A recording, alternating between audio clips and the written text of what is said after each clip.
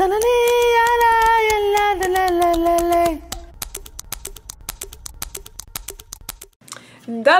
Today you are talking about card number 19, which says you are what you eat. And we see her with a banana pineapple head and some fruits. And I think it's just an interesting take to have. I know that all of the vegans and the vegetarians and all that were gonna come out of the woodworks and start up on a video or start up somewhere or send me messages and stuff like that. You are what you mean is not what you think. It's not about being a vegetarian. It's not about being a vegan. You are what you mean just reflects that the way you eat reflects who you are, reflects your culture. That's what it means. It reflects what your body needs. It reflects how you're treating your body. Maybe you're indulging in too many things that are damaging to your body, and you know that very well. Maybe you got the diabetes 1 or 2 or whatever, one of those things where you know very well that you eat too much sugar, that you made some poor choices, that maybe you may be lazy about certain things in your life, you adopted maybe a lifestyle that is not serving you, and it's reflected in your diet. And that diet is what is causing you so much health issues. So don't be surprised if you keep eating junk and you don't have the body for it, because, you know, I'll say this, there are people who can eat junk all day, who can eat soul food, who can eat you know, junk food and all kind of other food, or what is referred to some people as non-nutritious food, and be just fine, not have any sign of cancer, not have any sign of this disease, of that disease, not be fat, not be this and that, and be completely fit and go about their day. Now you have people who can't. And I'm talking about all ages. I'm not just talking about teenagers. I'm talking about people in 20s, 30s, and 40s who can eat whatever they want and don't have this reflection about looking a certain way or about feeling some type of certain diseases and being completely healthy eating what they eat, because they don't have the same metabolism as you do. They don't have the same body as you do. And I think that's so important in all of this mesh about forcing people to eat a certain way. To me, I'm all about encouraging you to really research what serves your body. What kind of diet, what kind of fruits, vegetables, or food actually serves your body. Stop listening to other people. Start listening to your own body. You know, there are people who get into this extreme diet and start feeling sick, start developing diseases, and when they are doing all those that, people will just tell them, oh, it's normal, you purge. No, you're not purging if you start having diseases that you didn't have before. If you were healthy before and you start having diseases that are threatening your life, okay? And sometimes you have to step away from the ignorance.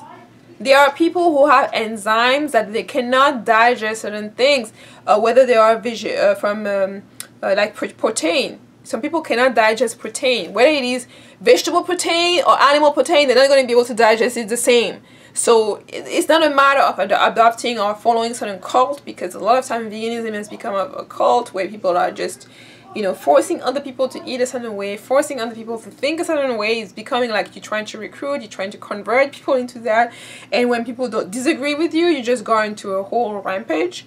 And I think so it's important to say, you know, what you eat reflects a lot about your state of mind, about your life choices, about your lifestyle, and that kind of choices, those kind of choices are really supposed to be things that you do consciously, you do freely, that you do not do out of pressure from others, that you do because you see that you need it.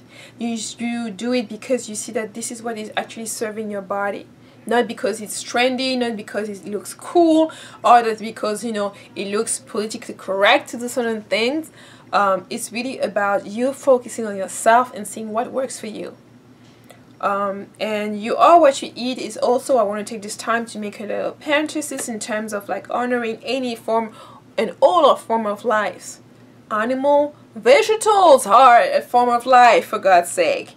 You know, a plant, you can see a plant living in your apartment. The plant is blossoming, the plant is communicating with you, the plant is doing all kind of things. It is a living being. Just the way a cat or a dog is a living being. Just the way the other food that you may consume is a living being. Just the way anything on this planet, for the most part, is also living and breathing, and it has a particular vibration. So I think it's important for you The test is not to say, you know, oh, what is morally correct, what is the trending thing nowadays to do. It's for you to think, how do I feel when I'm eating this? Independent of what people have said, independent of what people think, how do I feel? How is my health? Is my body able to do what I need to do? Is my body able to do what I wanted to do? Is my body able to take me to the places I want to be taken to? And if the answer is no, then you can, the first place where you can start is look at your diet and make sure you make the changes that are necessary there, because it's the easiest way to change.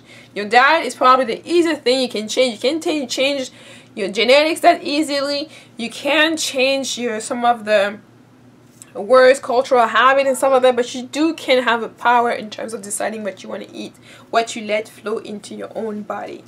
And that's really, really important to take conscious of and to decide, because you truly, truly are what you eat, and it's going to be reflected in your hair. Your hair, if you're lacking certain nutrients, your hair is going to start to be depleted from certain nutrients. They're going to start growing. They maybe have split hands, all kinds of different issues that are not coming from the fact that you're combing it too hard or you're doing this different hairstyle. It's simply coming from the fact that you're not nourishing it enough, with the proper nutrients. So as you look and listen and realize and deepen your knowledge about who you are in your own hair, just remember that you are what you eat. Just be careful and make important, reasonable choices that may last you a lifetime, where you'll be proud of saying you take these decisions, that you are really feeling it and living what you're saying and the decisions that you made, because you're saying that it is actually serving you to eat that kind of way. So thank you for being with me. This was card 19 of the Wisdom of Natural Hair. You are what you eat. All the information about the deck can be found in the description box. Bye bye.